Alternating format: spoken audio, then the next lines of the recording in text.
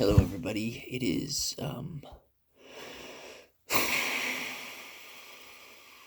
week 5 at Norwich, and this week we are doing consensus and nationalist school history. So people like Rossiter. Uh, I'm forgetting the other guy's name, but there wasn't much reading this week. There was just one pretty quick discussion board question over the central ideas and the three main components of nationalist and consensus school history. So it was primarily predicated on a sense of national unity, progression, and then this underlying notion of patriotism and stuff like that. There was this really, it's primarily just the antithesis of the progressive school. That was sort of the predecessor to the consensus school. But in terms of longevity, the consensus school and nationalist school didn't stick around for very long. I actually think that it had its popular apex around late 1950s, early 1960s. So around the same time that you start seeing mass counterculture movements, Jack Kerouac, the Beat Generation, and then later the Merry Pranksters under Kesey. And around this same time, you also start to see what's known as the liberal hour, I think is what Paul Boyer calls it. And so the central thesis to nationalist and progressive school historians kind of becomes cast in a relativistically negative light. This whole conception of American exceptionalism, national pride, national identity, and this sort of linear progression in social uniformity in the American ideal. It's not an assertion that goes very well with the new left historians and the sort of resurgence of the progressive school that becomes the new left historians, in which case class conflict and stuff like that becomes the central thesis or the central focal point of the field. So that's what we're doing this week. And like I said, I think that there was maybe in total about 200 pages. So it wasn't too much. The author article analysis this week was over Rossiter. He was a Cornell American historian and political scientist. Dude had like 20 books that he published. He won the Bancroft Prize, and then he also won something else that I'm forgetting. He ended up killing himself. He had quite a rough life. He was kind of torn between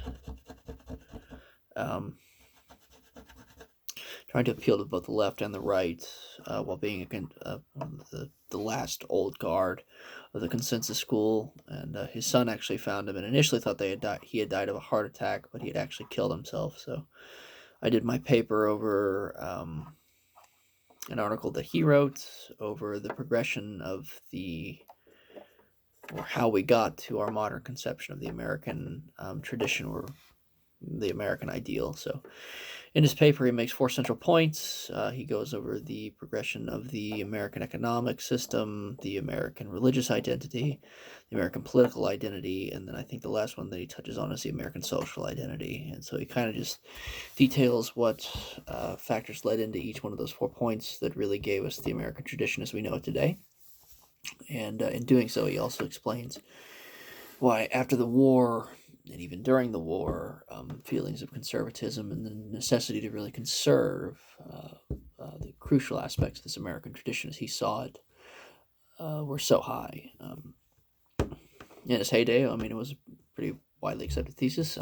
We got a lot of coverage for it. So he has this really interesting way of blending the more empirical nature that you can find under von Ranke with the more nationalist, patriotic narratives and tonality that you find in the consensus school.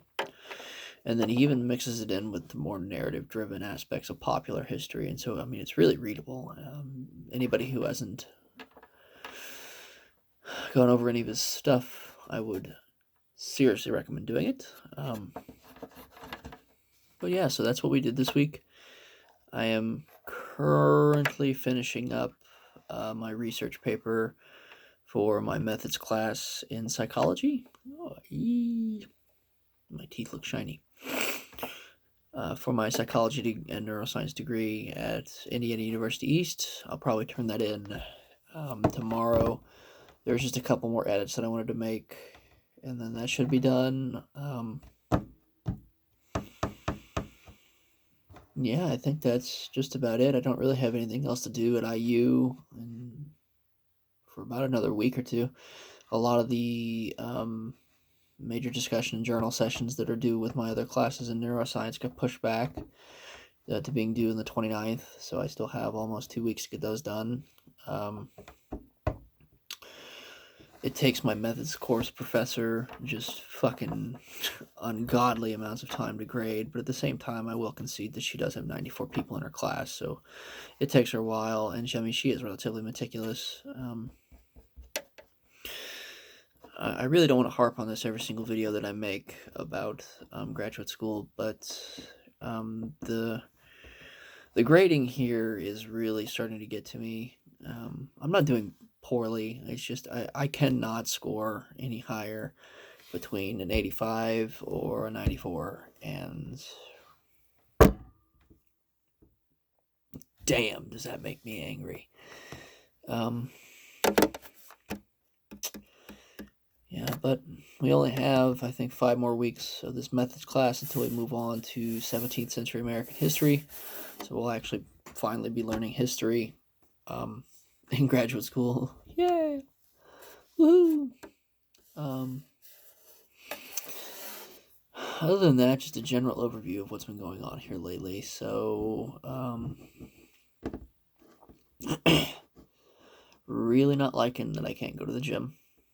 That was my primary outlet for a lot of pent-up stress and depression, stuff like that, and it is closed until, I would say, the beginning of May, but given sort of the outlook that this virus has, I don't imagine that it'll be that early. I would say that it will probably be closer to mid-May or even the beginning of June, which, Jesus Christ, that just sucks dick. But, I mean, it is what it is. I have a bench that I can use at home, but that's about all I can do. Been drinking a lot here lately. I'm not too really proud of that, but I don't really have anything else to do. I've been thinking about what I want to do after I finish my master's at Norwich. Like I mentioned in the first video, I really want to focus on finding something that would secure a degree of stability, and I just don't know if a PhD in history can do that. Just about every discussion board, just about every article, Reddit page that I've come across has really been just, essentially speaking, you can summarize everything by don't go do a PhD in history. It's not worth it.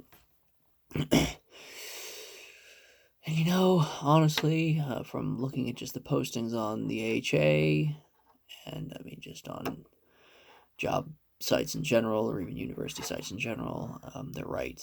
And so I will probably apply, regardless, to 3 or 4 PhD programs in history, but I would say that the majority of the other programs that I will be applying to are going to be PhD or PsyD programs. And lo and behold, it's not much better for psychology and neuroscience either.